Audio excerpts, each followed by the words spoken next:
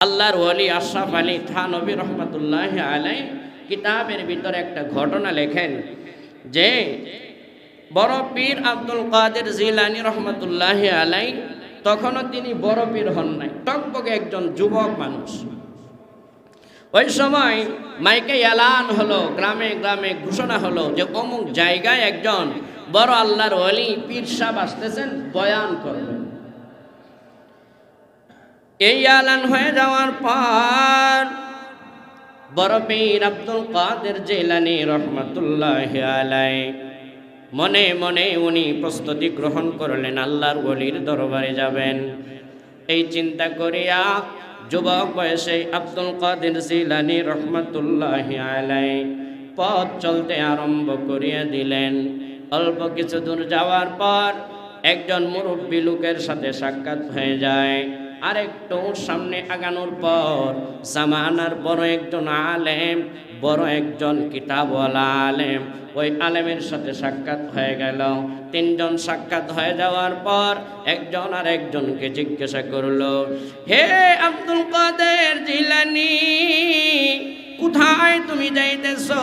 কি উদ্দেশ্যে যাও?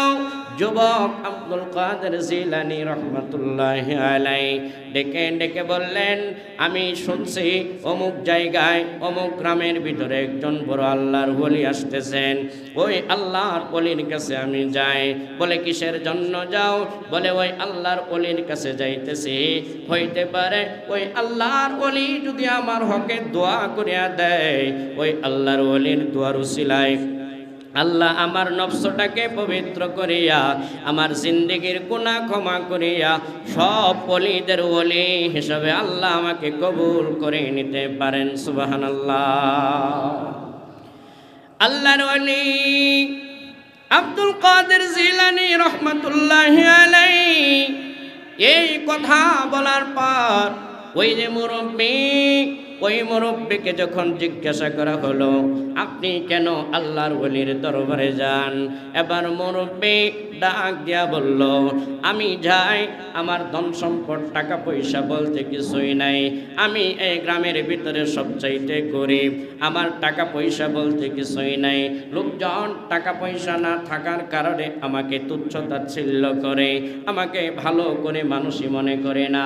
আমি ওই আল্লাহর ওলির দরবারে যাই, হইতে পারে আল্লাহর ওলি যদি আমার হকে একটু দোয়া করিয়া দেন, ওই আল্লাহর ওলির উসিলায় আল্লাহ রব্বুল আলামিন আমাকে ধনাঢ্যবান বানায় দিতে পারেন। এই উদ্দেশ্যে আমি আল্লাহর ওলির দরবারে যাই। ওই যে তৃতীয় জন জামানার বড় একজন আলেম, কিতাবের কিতাব তার মুখস্থ বড় আলেম, ওই আলেমকে এবার যখন জিজ্ঞাসা করা হলো, আপনি কোথায় যান, কি উদ্দেশ্যে যান? এবার বলল, আমিও তো ওই পীরের দরবারে যাচ্ছি, ওই পীরের দরবারে যাই। বলে কি উদ্দেশ্যে যাচ্ছেন? এবার ডাক দিয়া বলল, আমি ওই পীরের দরবারে যাচ্ছি, আমি তাকে গিয়ে কিছু প্রশ্ন করব যে আসলে সে কি আসলেই পীর, এলেম কালামও কিছু আছে নাকি নামদারি পীর হয়ে বসে আছে, আল্লাহর সাথে তার সম্পর্ক আছে, এলেম আছে কি না তাকে জিজ্ঞাসা করে দেখব।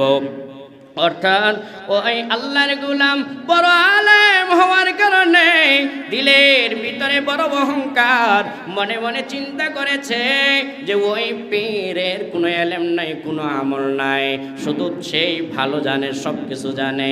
মনের ভিতরে বড় অহংকার নিয়ে কিছু প্রশ্ন করার জন্য পীরের দরবারে যাইতেছে। এমনভাবে তিনজন যখন মনের উদ্দেশ্যগুলো নিয়ে যাইতে লাগলো, মনের সব অবস্থা দুনিয়ার জমিনের কেউ না জানলে একজন জানে, তিনি হলেন আসমানের মালিক আল্লাহ। কথা বলুন ঠিক কিনা? ওই আল্লাহ সব কিছু দেখতেছেন, সব কিছু জানার পর ওই পীর, ওই আল্লাহর ওলির কাছে তিনজন যাওয়ার আগে আল্লাহ রব্বুল আলামিন ওই পীরের কাছে ইলহামের মাধ্যমে তাদের সব মনের অবস্থাগুলো জানায় দিলেন, আর কার ব্যাপারে কি ভবিষ্যৎবাণী করবে সবগুলো জানায় দিলেন। এই কথা জানায় দেওয়ার পর এবার তিনজন যখন আল্লাহর ওলির দরবারে গেল, যাওয়ার পর ওই আল্লাহর ওলি আব্দুল কাদের জিলানী রহমাতুল্লাহি আলাইহি পীরের দরবারে যাওয়ার পর ডেকে ডেকে বলল, বাবা তুমি তো আসছো আমার দরবারে, যেন তোমার ইসলাম নফসের ইসলাহ হয়ে যায়, বড় আল্লাহর ওলি, আল্লাহ তোমাকে বানায় দেয়। আমি তোমার চেহারার ভিতরে তাকায় তাকায় দেখতেছি, বেলায়েতের নূর আমি তাকায় তাকায় দেখতেছি যে তুমি অচিরে অল্প কিছুদিন পরে এমন বড় একজন আল্লাহর ওলি হিসাবে আল্লাহ তোমাকে কবুল করে নেবে যে দুনিয়ার জমিনে তোমার পরবর্তীতে যত ওলি আসবে সকলের কাদের উপর তোমার বেলায়েতের পা থাকবে, অর্থাৎ তুমি হয়ে যাবে বড় পীর আব্দুল কাদের জিলানী। সুবহানাল্লাহ।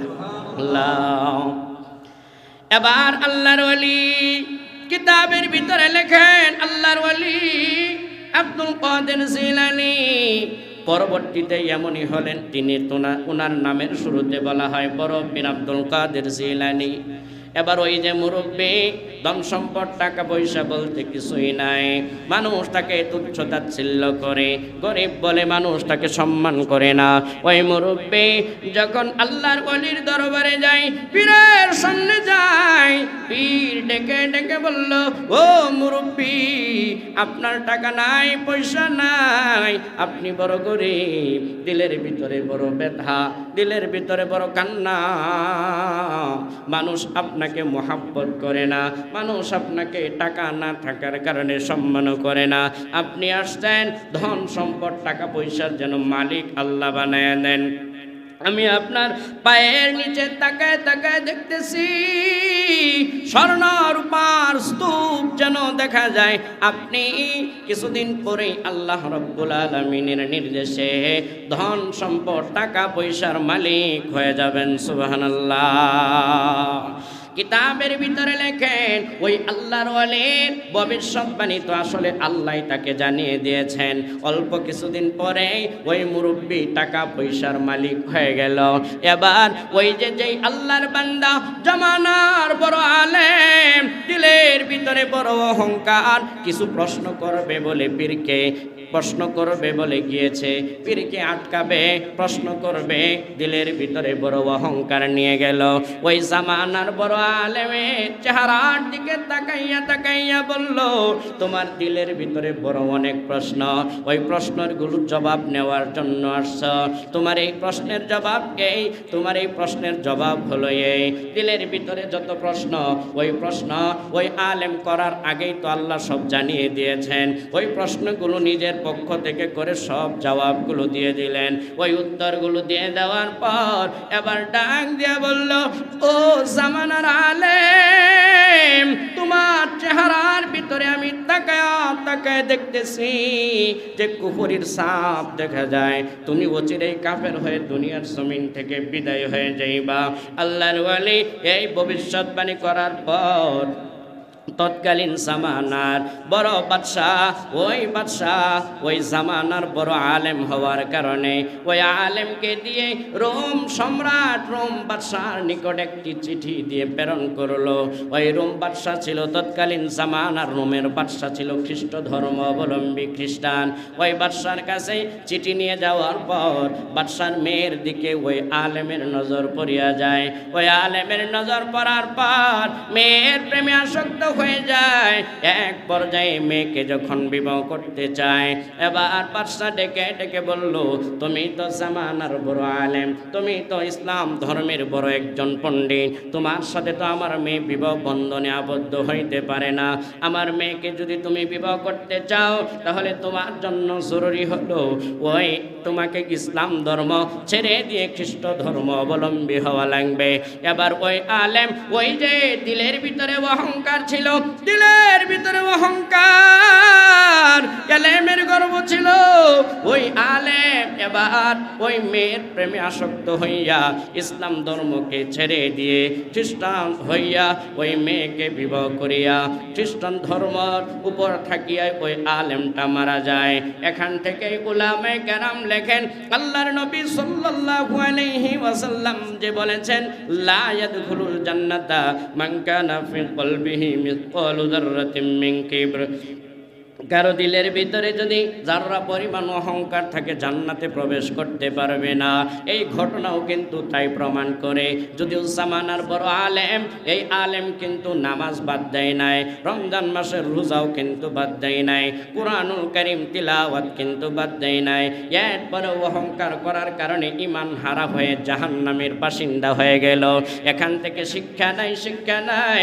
হায়াতের জিন্দেগিতে কোনো বান্দা যদি ধন সম্পদ টাকা পয়সার গরম দেখায়, কোনো বান্দা যদি পদের গরম দেখায়, কোনো বান্দা যদি এলেমের গরম দেখায়, ওই বান্দা হায়াতের জিন্দেগিতে ওই অহংকার করার কারণে দুনিয়ার জমিন থেকে যখন বিদায় হয়ে যাবে, ওই বান্দা বিদায় হওয়ার পর আল্লাহর তৈরি জান্নাতের ভিতরে যাবে না। ওই বান্দা জাহান্নামের আগুনের ভিতরে দাও দাও করে জ্বলতে থাকবে। নাউজুবিল্লাহ। এই জন্য মুসলমান ভাই সাবধান সাবধান, হায়াতের জিন্দেগিতে অহংকার নামক গুনার ভিতরে যেন আমরা সম্পৃক্ত না হয়ে যায়। 9 নাম্বার আরেকটা গুনাহ, যার কারণে বান্দা আল্লাহর তৈরি জান্নাতের ভিতরে ঢুকতে পারবে না। আল্লাহর নবী বলেন, লা ইয়াদখুলুল জান্নাতা জাসাদুন গুজিয়া বিল হারাম। যেই আল্লাহর বান্দা দুনিয়ার জমিনে হায়াতের জিন্দেগিতে হারাম খাবার সে গ্রহণ করে, হারাম টাকার পোশাক সে পরিধান করে, হারাম পানীয় পান করে, ওই আল্লাহর বান্দা দুনিয়ার জমিনে যদিও মসজিদের প্রথম কাতারে আসিয়া নামাজ পড়ে, যদিও হায়াতের জিন্দেগিতে ওই আল্লাহর বান্দা মাথার ভিতরে সর্বদাই টুপি রাখে, যদিও ওই আল্লাহর বান্দা বড় কোনো শাইখুল হাদিস হয়ে যায়, এরপরেও ওই হারামের সাথে সম্পৃক্ত থাকার কারণে আল্লাহর নবী বলেন ওই শরীরটা কোনোদিন আল্লাহর তৈরি জান্নাতের ভিতরে ঢুকবে না। নাউযুবিল্লাহ। এই জন্য ভাই যারা হায়াতের জিন্দেগিতে সুদের সাথে সম্পৃক্ত সাবধান হয়ে যাও। এই জন্য ভাই যারা হায়াতের জিন্দেগিতে ব্যাংকের সাথে লেনদেন করো সাবধান হয়ে যাও। এই টাকা খেয়ে নামাজ পড়লেও কিন্তু তোমাকে জাহান্নামে যাওয়া লাগবে। এই টাকা যদি টাকা দিয়ে খাবার খেয়ে তুমি যদি হজ করতেও যাও তাহলেও কিন্তু তোমাকে জাহান্নামে যাওয়া লাগবে। হায়াতের জিন্দেগিতে তুমি যদি এই সব টাকা দিয়ে তুমি যদি রমজানের রোজাও রাখো, যাকাত আদায় করো, কুরআনুল কারীম তিলাওয়াত করো, একের পর এক মাদ্রাসাও যদি তুমি করো, আল্লাহর ঘরের মসজিদের ছাদ কেন পুরা মসজিদও যদি তুমি করিয়া দাও, আল্লাহর নবীর হাদিস প্রমাণ করে তুমি কোনোদিন জান্নাতের ভিতরে ঢুকতে পারবা না। এই হাদিস যখন উলামায়ে কেরাম শুনছেন, সাহাবায়ে কেরাম শুনছেন, তাদের ভিতরে বড় প্রভাব পড়েছে। কিতাবের ভিতরে লেখেন, এই জন্যই তো পূর্বেকার জামানায় জামানার মুসলমানগণ হারাম টাকাকে এত ভয় পাইছেন যে একটা টাকা হারাম তার দিলের ভিতরে পেটের ভিতরে যাওয়া মানে সে কেমন যেন আল্লাহর তৈরি জান্নাতকে হারিয়ে ফেলছে। কিতাবের ভিতরে লেখেন, ছোট্ট একটা ঘটনা আপনাদেরকে শোনাই। কিতাবের ভিতরে লেখেন, পূর্বেকার জামানার ভিতরে একজন আল্লাহর বান্দা একটা জমিন উনি বিক্রি করে দিল। যেই আল্লাহর বান্দা কিনে নিল, ওই আল্লাহর বান্দা জমিনটা কিনে নেওয়ার পর ওই জমিনের ভিতরে বাড়ি করবে বলে জমিনটা যখন খনন করলো, খনন করার পর তাকায় তাকায় দেখে একটা বিশাল বড় স্বর্ণের টাকা ভর্তি একটা কলসি দেখা যায়। ওই কলসিটা পাওয়ার পর দিলের ভিতরে বড় ভয় যে এই কলসি আমি জায়গাটা কিনেছি, টাকার কলসি তো আমি কিনি নাই। এই টাকাটা যদি আমি ভোগ করি, যদিও আমি দুনিয়ার জমিনে সুখে শান্তিতে থাকবো, অনেক টাকা পয়সার মালিক হয়ে যাব, কিন্তু এই টাকা যদি আমি খাই তাহলে তো আল্লাহর তৈরি জান্নাতের ভিতরে ঢুকতে পারবো না। এই টাকাই তো আমাকে জাহান্নামের আগুনের ভিতরে জ্বালায় দিবে। এই চিন্তা করিয়া ওই আল্লাহর বান্দা স্বর্ণের টাকা ভর্তি কলসিটা উঠাইয়া তার বাড়ির দিকে না নিয়া ওই আল্লাহর বান্দা যেই আল্লাহর বান্দার কাছে জমিটা খরিদ করেছে ওই আল্লাহর বান্দার নিকট নিয়ে যায় আর ডাক দিয়া বলে, ও ভাই, এই যে তোমার টাকার কলসি তুমি নিয়ে যাও। এবার ওই আল্লাহর বান্দাটা বড় আশ্চর্য হয়ে যায় যে টাকার কলসি তো আমার নাই, টাকার কলসি থাকলে কি আর আমি জমিনটা বিক্রি করতাম নাকি, কিন্তু টাকার কলসি কোথায় থেকে আসলো? আল্লাহর বান্দা এবার ডাক দিয়া বলে, হে ভাই, তুমি যেই জায়গাটা আমার কাছে বিক্রি, ওই জায়গা যখন আমি খনন করলাম তাকায় তাকায় দেখলাম ওই জায়গার ভিতরে টাকা ভর্তি, স্বর্ণের টাকা ভর্তি একটা কলসি পাইলাম। এই কলসির মালিক তো আমি না, এই কলসি তো আসলে তুমি আমার কাছে বিক্রি করো নাই, জায়গাটা তুমি আমার কাছে বিক্রি করেছো। এই কলসিটা পাইলাম, তুমি এই কলসিটার মালিক তুমি নিয়ে নাও। ওই আল্লাহর বান্দার দিলের ভিতরেও ভয়, ওই আল্লাহর বান্দা ডেকে ডেকে বলল, ভাই না না না, এই কলসি আমি গ্রহণ করতে পারবো না, কারণ আমি যখন জায়গাটা বিক্রি করেছি, জায়গার ভিতরে যা ছিল তা সহই বিক্রি করে দিয়েছি। ওই জায়গার ভিতরে গাছগুলো ছিল, ওই গাছের ফল তো আর আমি ভক্ষণ করি না, তুমি ভক্ষণ করো। ওই জায়গার ভিতরে যা ছিল সব তো তুমি উপভোগ করো, আমি তো এই কলসি সহই বিক্রি করে দিয়েছিলাম। না না, এই কলসির টাকা আমি গ্রহণ করে জাহান্নামে যাইতে চাই না, জান্নাতটাকে হারাইতে চাই না, দুইজনের কেউ টাকা নিতে চাই না। আর এই জামানার মুসলমান হারাম পদ্ধতিতে টাকা অন্বেষণ করে, ওই জামানায় একজন আরেকজনকে টাকা দিতে চাইলেও গ্রহণ করে নাই। এই জন্য ভাই আমাদের জামানার মুসলমানদের জান্নাতে যাওয়া কিন্তু বড় কঠিন, বড় কঠিন। ওই জামানার মুসলমানদের ঈমান কেমন মজবুত, ওই জামানার মুসলমান তারাও কিন্তু আল্লাহকে এক বলে স্বীকার করে নিয়েছিল, তারাও কিন্তু রসুলকে রসুল হিসাবে মেনে নিয়েছিল, কোরআনকে সংবিধান হিসাবে মেনে নিয়েছিল। তারাও আল্লাহর ঘর মসজিদে গিয়ে নামাজ পড়তো, আমরাও আল্লাহকে এক বলে স্বীকার করে নিলাম, রসুলকে কিন্তু রসুল হিসাবে মেনে নিলাম, কোরআনকে আমরা সংবিধান হিসাবে মেনে নিলাম, আমরাও আল্লাহর ঘর মসজিদে আসিয়াই কিন্তু নামাজ পড়ি। কিন্তু তাদের মাঝে আর আমাদের মাঝে ব্যবধানটা কেমন, একজন আরেকজনকে বলে, ভাই এই কলসি আমার না, টাকার কলসি তুমি নিয়ে যাও। আরেকজন বলে, না আমি নিব না, তোমার টাকার কলসি তুমি নিয়ে যাও। দুইজনের ভিতরে যখন ধাক্কাধাক্কি শুরু হয়ে গেল, কেউ টাকার কলসি নিতে চায় না। তৎকালীন জামানার একজন আল্লাহর ওলি, ওই আল্লাহর ওলি ছিলেন বিচারপতি, ওই বিচারকের কাছে যখন যাওয়া হলো, বিচারকের কাছে যাওয়ার পর এই ঘটনা যখন উভয় বর্ণনা করলো, বিচারক বড় আশ্চর্য হয়ে গেল যে এখনো জামানার ভিতরে ভালো মানুষ আছে বলে মনে হয়। বড় আশ্চর্য হয়ে গেল, কি সিদ্ধান্ত দিবে বড় আশ্চর্য হয়ে গেল। যাকেই বলে তুমি কলসিটা নিয়ে নাও, কেউ কলসি নিতে রাজি হয় না, জীবন দিবে এরপরও সে কলসি নিতে চায় না। এবার বিচারক ডাক দেয়া বলল, তোমার ঘরের ভিতরে কি কোনো যোগ্য বিবাহের মেয়ে বা ছেলে আছে নাকি?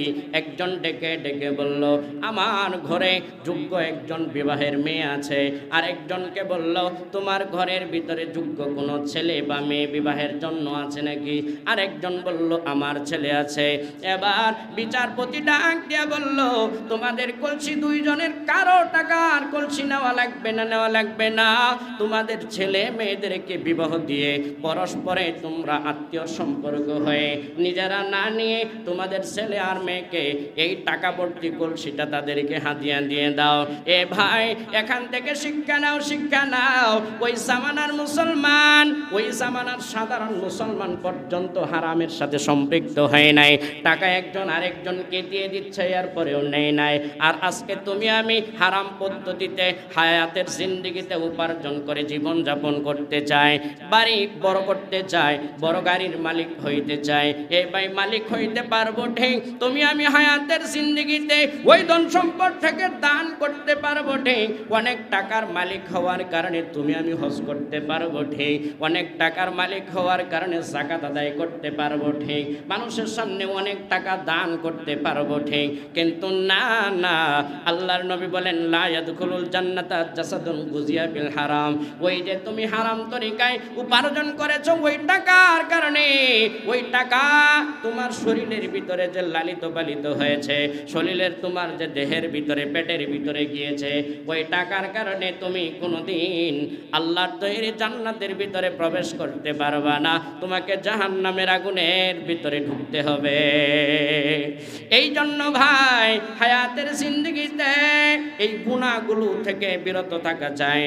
গুনাহগুলো থেকে যদি বিরত না থাকি তাহলেও কিন্তু একদিন মরতে হবে, আর যদি বিরত থাকে তাহলেও কিন্তু একদিন মরতে হবে। এই জন্য আপনাদের কাছে উদারত আহ্বান থাকবে, আল্লাহ রাব্বুল আলামিন যেন এই গুনাহগুলো থেকে বিরত থাকিয়া আপনাদেরকে আমাকে সকলকে জান্নাতে যাওয়ার তৌফিক এনায়েত করেন। সকলে বলুন আমিন।